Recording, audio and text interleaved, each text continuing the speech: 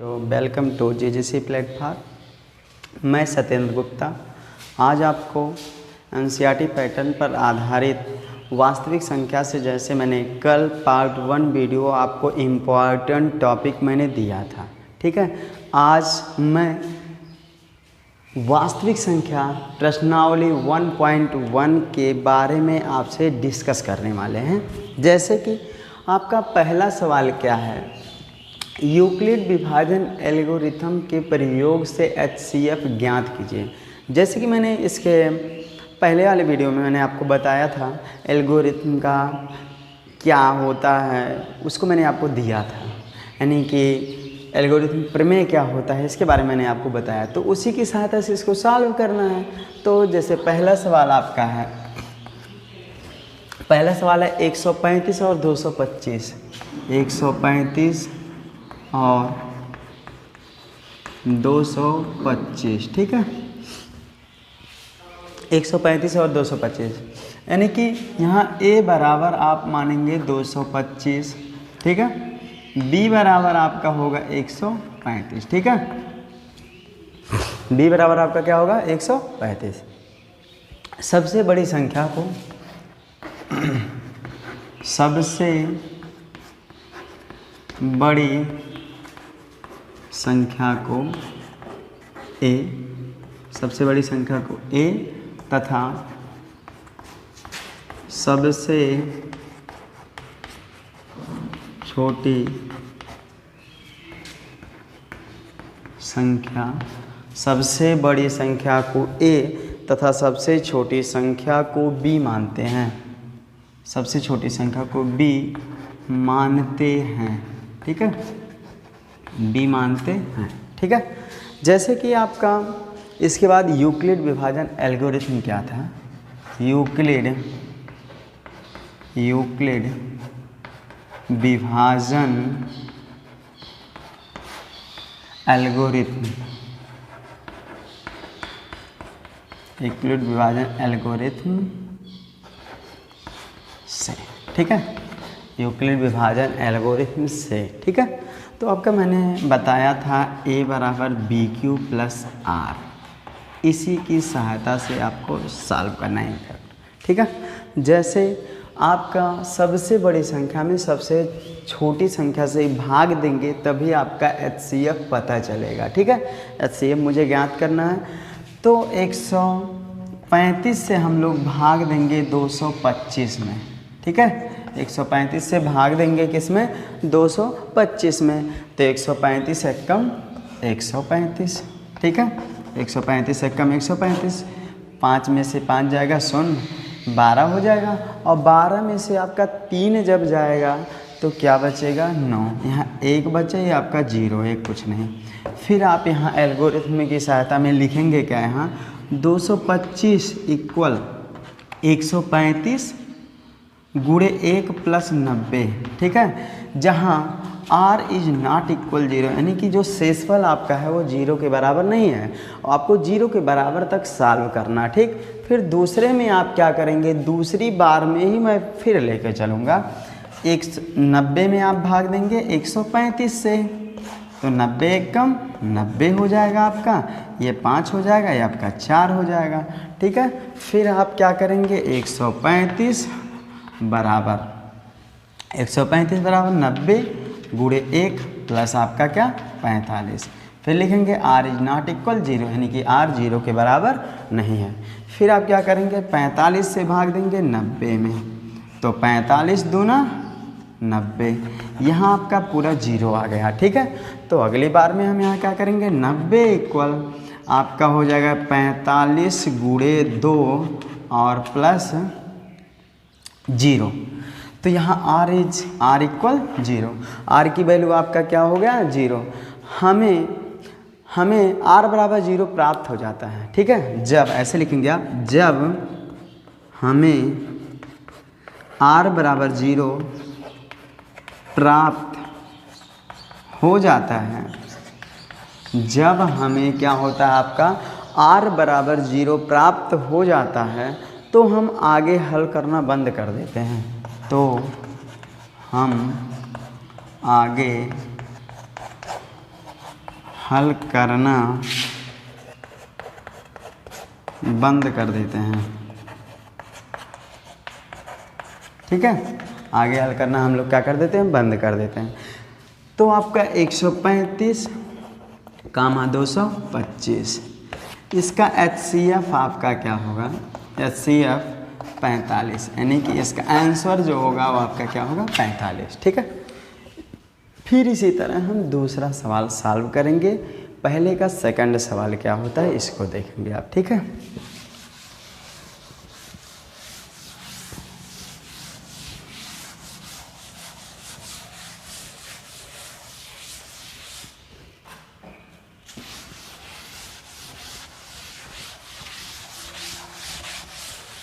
पहले का सेकंड सवाल आपका क्या होता है, 196 और 38,220 क्या दिया है।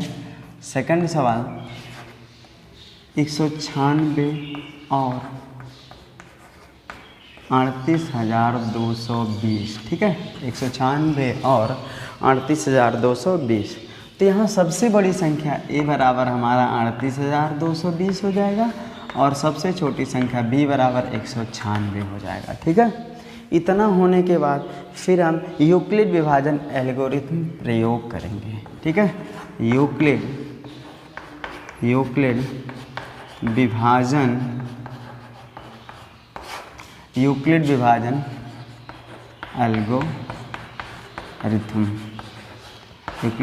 एल्गोरिथम प्रयोग से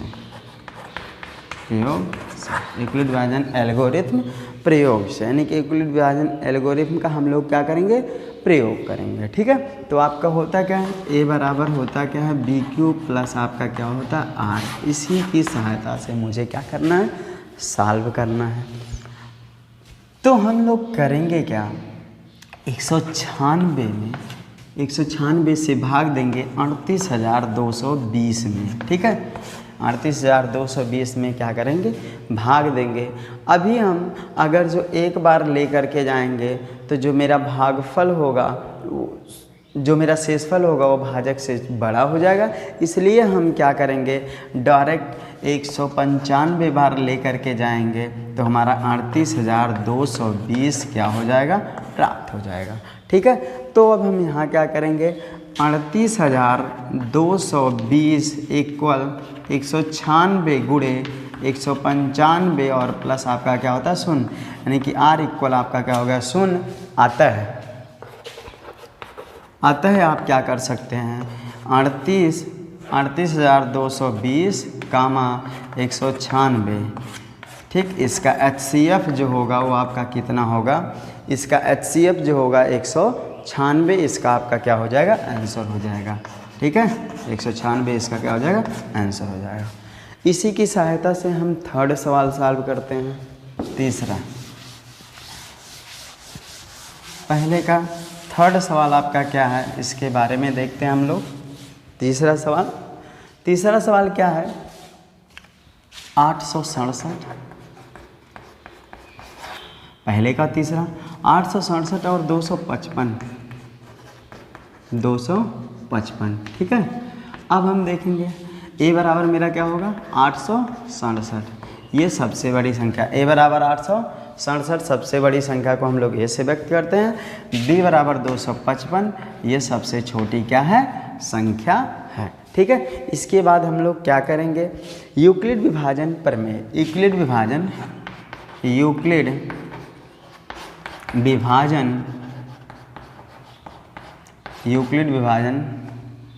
एल्गोरिथम से।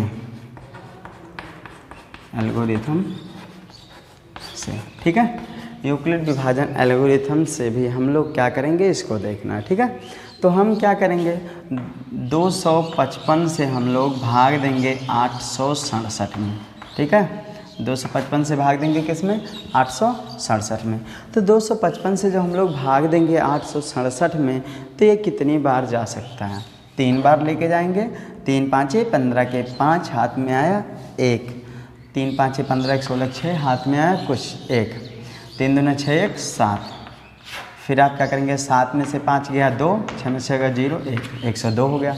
फिर यहाँ हम लोग क्या लिखेंगे, 867 बराबर 255 गुणे 3 और प्लस 102, ठीक है 102। आप यहाँ लिख सकते हैं r इज नॉट इक्वल 0, यानी कि r जो है वो शून्य के बराबर नहीं है, ठीक है, और हमें शून्य के बराबर लाना है। तो 102 में फिर भाग देंगे 255 से, 102 दूना 204 हो जाएगा। तो 5 में से 4 गया, 5 में से 4 गया 1, ये 5 आपका उतर गया, 0 हो गया। फिर आप यहाँ लिखेंगे क्या, 255 बराबर 102 गुणे 2 और प्लस आपका क्या 51। फिर आप लिखेंगे r इज नॉट इक्वल 0, यानी कि शेषफल जो है वो शून्य के बराबर नहीं आया। फिर हम लोग क्या करेंगे, 51 से भाग देंगे 102 में, 51 दूना 102, ठीक है, ये आपका 0 आ गया। तो यानी कि हम लिख सकते हैं 102 बराबर 51 गुणे 2 और प्लस 0, यानी कि r इक्वल 0। r बराबर मेरा क्या प्राप्त हो गया, शून्य प्राप्त हो गया। अतः आप लिखेंगे, अतः 867 कामा 255, 867 कामा 255 का HCF जो होगा वो मेरा कितना होगा, 51। मेरा कितना होगा, 51 मेरा आंसर हो जाएगा, ठीक है। अब आपसे हम सेकंड सवाल के बारे में देखते हैं। दूसरा सवाल क्या है,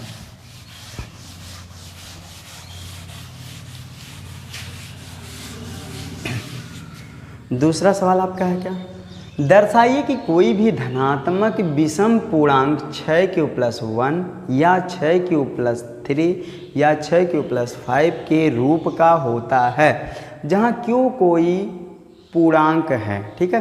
तो आप लिखेंगे दूसरे सवाल में, दूसरे सवाल का हल क्या होगा हम लोग का, दूसरे सवाल का हल क्या होगा दूसरे सवाल का हल क्या होगा, माना विषम पूर्णांक q है, माना विषम पूर्णांक जो होगा वो मेरा क्या होगा, q होगा, ठीक है। माना विषम पूर्णांक, माना विषम पूर्णांक q है, ठीक है। विषम पूर्णांक मेरा क्या है, q है, और भाजक मेरा क्या है, भाजक 6। विषम पूर्णांक q भाजक 6। a बराबर मेरा क्या होगा, 6q+1 कामा 6q+3 कामा 6q+5, ये आपका होगा, ठीक है। यूक्लिड विभाजन प्रमेयिका से आप क्या करेंगे, यूक्लिड विभाजन प्रमेयिका से, ठीक है। तो आप यहाँ 6 मानेंगे, यहाँ a रखेंगे, यहाँ q हो जाएगा, यहाँ r कर देंगे, तो आपका मिल जाएगा a बराबर 6q+r। ये आपका यूक्लिड विभाजन प्रमेयिका यहाँ से मिलेगा, ठीक है। r के संभव मान क्या क्या होंगे इसको देखना है, r के संभव मान, r के संभव मान, ठीक है। r के संभव मान r बराबर 0, 1, 2, 3, 4, 5 है, ठीक है। इसी तरह आप क्या करेंगे इस चीज़ को देखना है। तो a बराबर हम लोग का हो जाएगा 6q+0, ठीक। फिर आपका a बराबर क्या हो जाएगा, 6q+1। a बराबर क्या हो जाएगा, 6q+2। ये r की वैल्यू रख रहे हैं, 0 रखें 0, 1 रखें 1, 2 रखें 2। a बराबर 6q+3। a बराबर क्या होगा, 6q+4। a बराबर क्या होगा, 6q+5। इतना आपका हो जाएगा। जहाँ r की वैल्यू आप 1 रखेंगे तो 0 रखेंगे तो a बराबर 6q+0, 1 रखेंगे तो a बराबर 6q+1, 2 रखेंगे तो a बराबर 6q+2, 3 रखेंगे तो a बराबर 6q+3, 4 रखेंगे तो a बराबर 6q+4, 5 रखेंगे तो a बराबर 6q+5 हो जाएगा, ठीक है। अब आप यहाँ क्या करेंगे, यहाँ a बराबर क्या होगा, 6q कामा 6 क्यूब प्लस 2 तथा 6 क्यूब प्लस 4 2 से पूर्णतः विभाजित, 2 से पूर्णतः विभाजित है। ठीक है, फिर लिखेंगे इसके बाद आप जबकि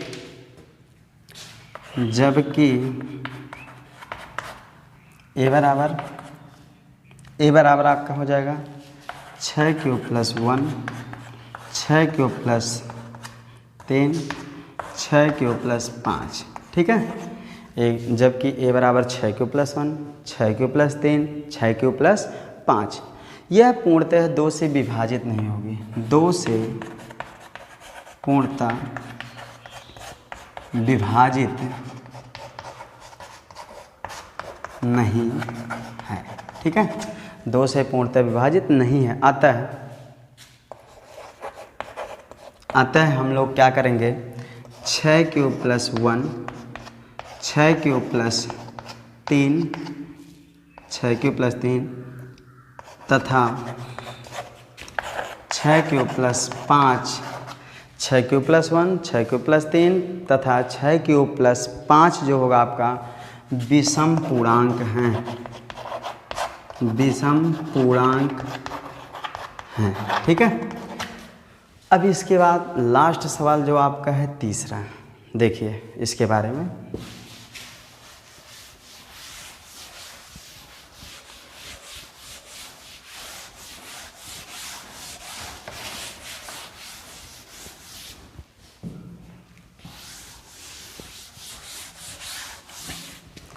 तीसरा सवाल आपका है, किसी परेड में 616 सदस्यों वाली एक सेना आर्मी की टुकड़ी को 32 सदस्यों वाले एक आर्मी के बैंड के पीछे मार्च करना है। दोनों समूहों को समान संख्या वाले स्तंभों में मार्च करना है। उन स्तंभों की अधिकतम संख्या क्या है जिसमें वे मार्च कर सकते हैं। ठीक है, तो आप लिखेंगे स्तंभों की अधिकतम सीमा, स्तंभों की